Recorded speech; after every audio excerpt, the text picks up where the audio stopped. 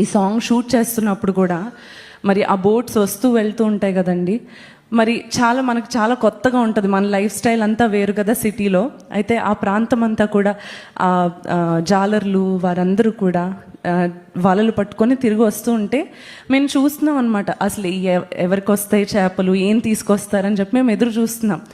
అయితే చూస్తూ ఉన్నప్పుడు అలాగే ఒక తెలిసిన వాళ్ళు అలాగే వారి బోట్తో వస్తున్నప్పుడు ఏం వచ్చాయి అన్నా అని అడిగితే, ఈరోజు ఏం రాలేదు తల్లి అన్నారు. చాలా వేదన వాళ్ళ ముఖంలో నాకు కనిపిస్తూ ఉంది, ఆ హోప్లెస్నెస్, ఆ బాధ. అప్పుడు నేను అనుకున్నాను, పేతురు యొక్క పరిస్థితి కూడా ఇదేనేమో. తన ఇంటికి వెళ్ళి ఇలాగే చెప్పాలనుకుని ఉంటాడు, కానీ ప్రభు ఆ పరిస్థితిని మార్చేశాడని. హల్లెలూయా.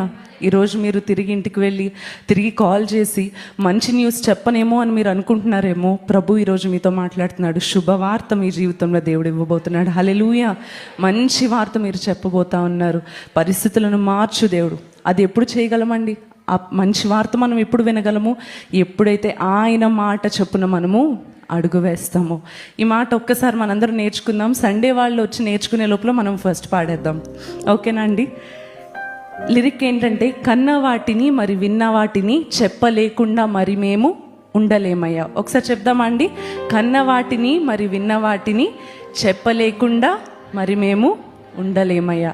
ప్రభు చేసిన మేళ్ళు చూశాక చెప్పకుండా ఎలా ఉండగలమండి? పాడకుండా ఎలా ఉండగలము? ఇదంతా కూడా మనం జ్ఞాపకం చేసుకుంటూ ప్రభు మేలు చేస్తాడని, మేలు చేశాడని నమ్ముతూ కృతజ్ఞతతో ఈ